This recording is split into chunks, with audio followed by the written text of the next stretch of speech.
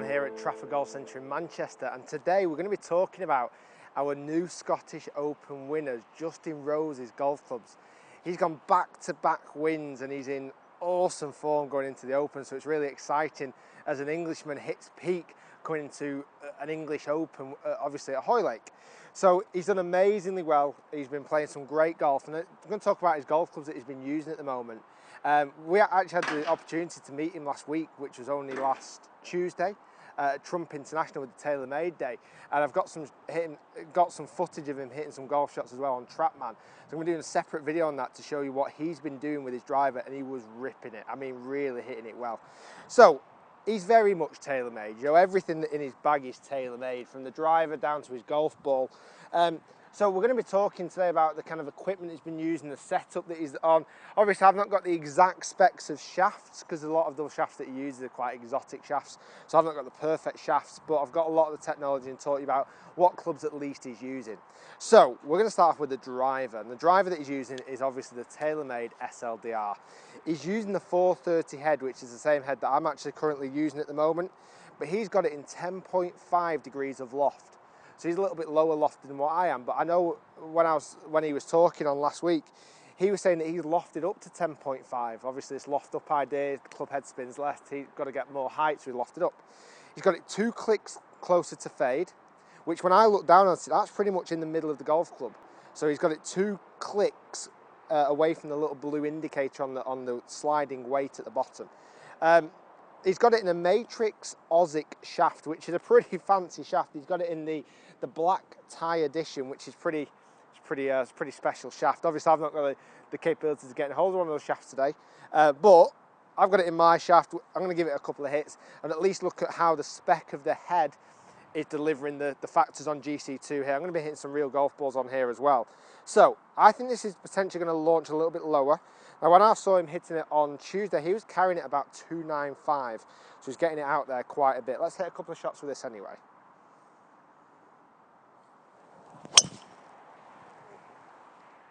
So figures-wise, I think that's just going to launch a tiny bit. Oh no, that's all right. It's actually performed pretty well. So it's carried at 284. We've got 1900 spin, and it's actually launched at, let's have a look at what the launch was again, 16.2. So not bad at all really there. I'm quite pleased with that. I might have to go to 10.5 myself. 284 carries pretty handy. I'll take that every day.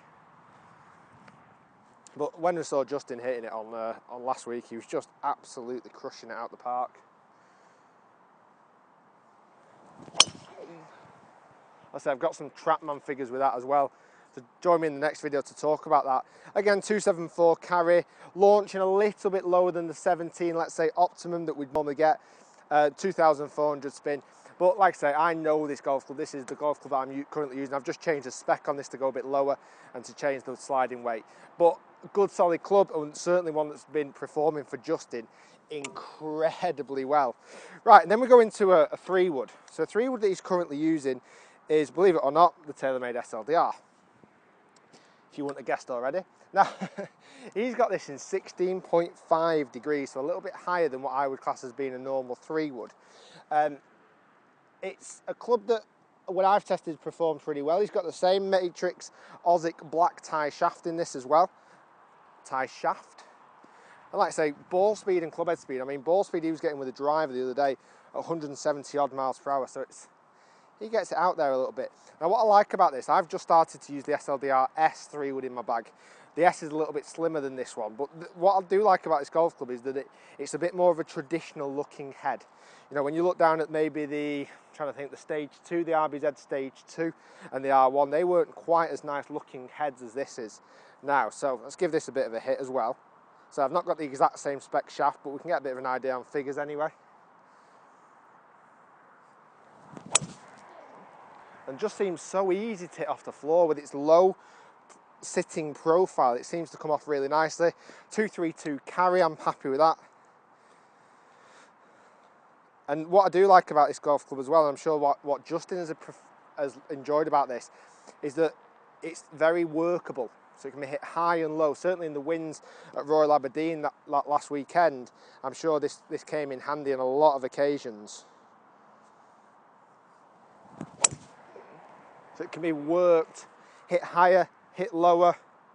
A golf club that can be hit off the floor, off the tee, 2-8 carry, pleased with that again. Now, going into the irons, it's interesting. He's got an iron that's currently not available, certainly on the market. I've not got one at the moment, which is the UDI. I think it stands for Ultimate Distance Iron, or Ultimate something or other iron. It's like a 3-iron, but it's like the CB version. They've made it a bit bigger. It's like a driving iron basically, but it's a 20-degree one. So it's nice and strong. I'm sure he did use that quite a bit playing around. Like I say, it's not on the market yet. Hopefully I can get my hands on one soon and give it a test for you guys. But it's a golf club that would just offer massive amount of accuracy, certainly off the tee and hitting into long par 4s or long par 5s. Then, so he's got that in a 3-iron, it's about 20 degrees. Then he's got the scary TaylorMade irons. He's using the TaylorMade MB Tour Preferred irons. So these are the ones that the real blades. You know, I tested these probably going back at the start of the year now, and they were the ones that I worried about the most. They give me still nightmares. Now, very, very slim line. Obviously, he's a phenomenal tour player, so a golf club like this just doesn't worry him at all. Let's have a look at what the shaft was. He's got it in a KBS C-taper, which is similar to one I've got. I've just not got it in the same weight as he's got it in. He's got a little bit heavier than mine, 125, so it's quite a heavy golf club. Lampkin shafts he's using, so a different spec shaft, again a custom a grip, sorry, not a shaft, grip, custom grip. Right, let's give this a couple of hits. Now I know, like I say, this golf club, when hit well, it just offers so much, I don't know, feel and confidence, and when you hit it well, it's just an unbelievable golf club. When you hit it bad, it's not so great. So I've got a 7-iron here. I would normally carry about a 7-iron, about 165, getting closer to 170. But with the blade irons, you can definitely work the golf ball a lot better.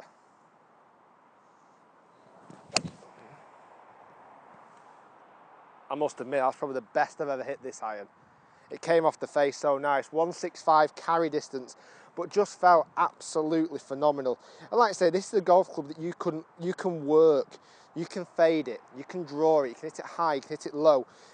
Again, absolutely ideal for the different golf course conditions that Rose had. I think Rose was actually using the slightly more cavity back version of the longer irons before this event at Royal Aberdeen. I'm sure he's probably going to be staying with the blades now coming into Hoylake. But yeah, just feel awesome when you hit it well. I'll try and hit a little bit of a lower one this time. I'm sure he's going to use this quite a bit, certainly going into next week if the wind picks up. Yeah, come out a lot lower. Didn't hit it quite as good, so I'll be able to tell you, 153. So when you don't quite hit it amazing on a golf club like this, you do lose distance. There's no question about it. You do start to lose distance when you don't hit it as good. You need to flush this iron to hit it really, really well. Anything off the toe or the heel, off the bottom, off the top will get punished. Let's hit me one more. Let's go one more. I'm going to hit a little fade with this one this time. Again, just to highlight how it can be worked. Oh yeah, lovely. Lovely, lovely, lovely. I say not an iron, bloody hell, that went far. 179, nearly 180. Not an iron for a player who's after forgiveness. It's definitely one that's after accuracy and kind of performance where you can shape the ball a lot more. Then we go into his wedges. He's got the Tour Preferred ATV wedges, the bounce of the ATV. He's got it in 52, 58 and 60, which is a bizarre choice, I would say, because you know 58 and 60 are pretty close together. These are the specs that I'm getting off anyway. So whether he's got that 58 maybe bent to a 56, you know, we've seen Martin Keimer do that recently to change the bounce angle. That could be a possibility. He's just got this in the True Temper Dynamic Gold shaft. Now I've done, again, I've hit these golf clubs in the past. I've got this in the 60 degree. Just lovely feel off the club head. The grooves look like teeth. When you look down at it, the grooves really look like they're going to grit the golf ball and grab some surface with it as well to get that ball spinning back. So if I go 60 degrees here, let's say I'm going to hit this to 80 yards. That felt really nice. Cuts through the surface so nicely, 82 yards. So again, it's got lots of control on this golf club as well, which is great. Let's go for a really kind of high floaty one to about 50 yards this time. So we're going to open the blade up a little bit. High floaty one to about 50 yards. Might be a little bit shorter.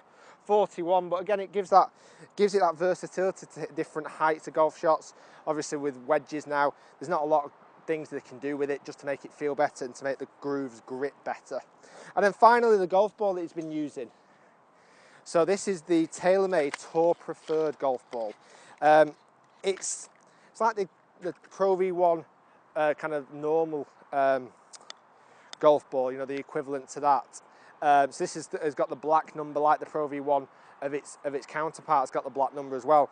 Now this feels like an amazing golf ball. When I've hit this again I've been using a couple of these recently and they do fly really nicely. If I just pitch one of these out to, let's say, kind of 20, 30 yards just to get the feel for it. And when it comes off the face, you can just tell it's that soft feel off the face.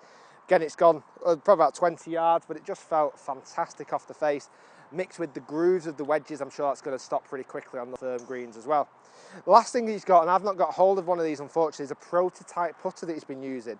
This is one, again, that's not on the market just yet. It's a white smoke, a TaylorMade white smoke.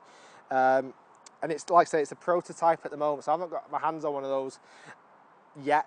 Hopefully soon. And again, watch the Open guide, you'll be able to see which one he's using. I'm sure that will definitely be staying in the bag. So guys, that was my little what's in the bag of what Justin Rose has been using. Certainly as of last week when he won the Scottish Open, I think his club selections have slightly changed since when he won at Congressional. So as he's moved over to Linksland, he's changed his clubs ever so slightly. And I'm sure the setup that he's using at the moment will be the setup that he goes into Hoylake with. I'm almost positive of it. So you can check out his putter when he's using it there. Guys, also check out my next video where we talk about Justin Rose when he was hitting his driver at Trump International in Scotland. I've got some TrackMan figures of that as well, which is his TaylorMade 430 SLDR. You can see what kind of figures he was getting as well, guys. If you've enjoyed the video, give it a thumbs up. Please do subscribe by clicking the link down below, and I look forward to seeing you all soon. The last thing that I think might have helped him win as well, he was wearing these bad boys. He was wearing the Adidas Gripmore golf shoes. So these are the Adicross Gripmore. Lots and lots of grip at the bottom. I think it's 292 impact points onto the floor. So he's been using these. Same as Martin Keimer won with recently as well. I have done a little unboxing of these shoes before, but I've been using them now for about a week and they just feel awesome. So I'm sure they helped as well. Guys, thanks for watching. Give it a thumbs up, comment down below, and we look forward to seeing you in the next video when we talk about some of the TrackMan figures that Justin Rose has been getting as well. Thanks for watching, guys.